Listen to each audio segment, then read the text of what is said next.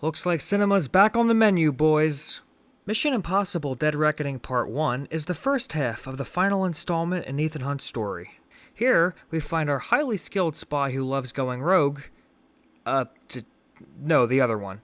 Here, we find our highly skilled spy who loves going rogue in a life or death chase to find two keys, which when combined grants any government or individual access to a power that can tip the balance of the global scale.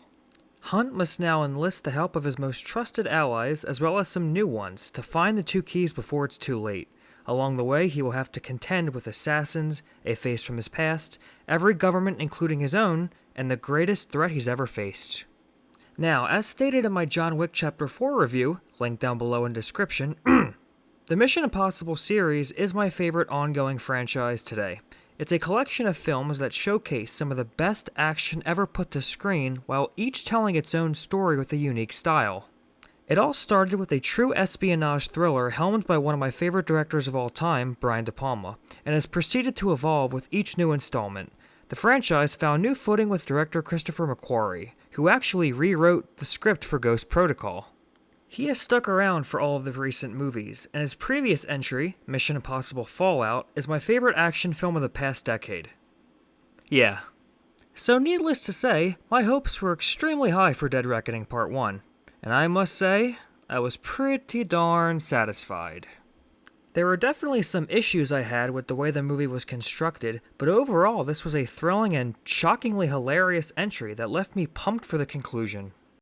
Tom Cruise is giving his all, like always. I truly think that Ethan Hunt is the character he was born to play. No one else could capture that sheer will of determination as well as Cruise can.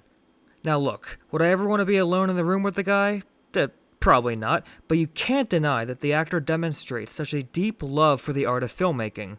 He, along with the director Christopher McQuarrie, are always giving 110%, and they want to ensure that the audience is as engaged with their movies as possible.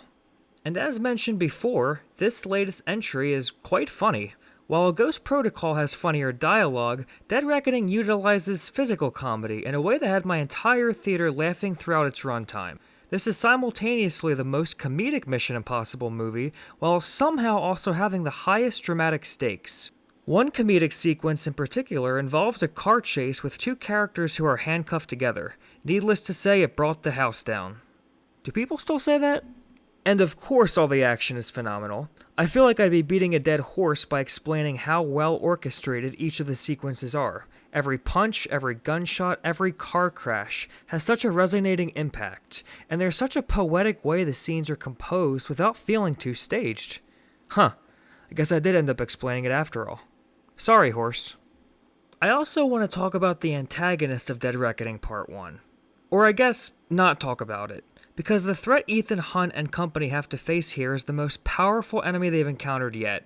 The trailers have done a solid job at hiding it, so I won't reveal the twist here. But I will say that this is the most I've ever seen Hunt challenged. The threat here is also quite timely given recent developments in the real world, and lends a sort of foreboding nature throughout the entire movie. The cast all turn in good performances like always. Simon Pegg, Ving Rhames, and Rebecca Ferguson all return, and there are also a slew of new additions as well, namely Haley Atwell's character Grace. She absolutely stole the film, and I hope Hollywood takes notes and casts her in more things. Atwell is charismatic, complex, and just an overall joy to watch on screen, but there were a few additions who didn't entirely feel like they fit, namely several of the villains.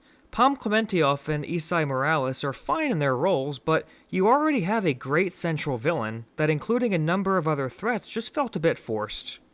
And as stated before, this is Part 1, so there's a lot of elements being juggled here. My biggest issue with Dead Reckoning Part 1 stems from it only being half a story. Now, I'm not talking about the ending failing to be satisfying. In fact, the way that the story concluded made a lot of sense. But you have to remember that this is a 3-hour film, and I'm to assume the next part will also be around the same length. So you're looking at an overall 6-hour plot. It felt like the filmmakers knew they had to fill all 6 hours with various threads and characters, and the end result comes off a bit haphazard. Now, some of these threads might pay off in spectacular ways. I just can't make that judgment until I see Part 2.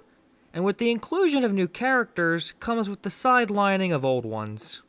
The way one character in particular was handled could have been done way better. I can't go too deep into it without revealing spoilers, but you'll know what I'm talking about once you see the movie. There were also one or two scenes of exposition that felt like they dragged a bit. It only makes sense since they're trying to establish so many elements. But those parts aside, I was never bored during the film.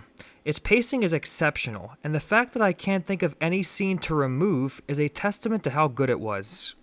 And all of you know how much I get antsy at long run times. I had to pee the entire last hour, but I didn't dare get up. Was it worth possibly damaging my bladder to see Tom Cruise repeatedly try to kill himself in spectacular ways? You're gosh darn right it was. So in conclusion, Dead Reckoning Part 1 was fantastic. It showcased terrific action sequences while putting our heroes in a tense series of challenges that set the stage for a thrilling conclusion. If I had to rank it amongst the rest of the series, I'd probably put it right in the middle. Not as good as the first one or McQuarrie's other entries, but better than Ghost Protocol and 2 and 3. There were some story construction issues which come from it being a first part, but some of these issues might get resolved depending on how Part 2 turns out. I'm gonna give Mission Impossible Dead Reckoning Part 1 an A-.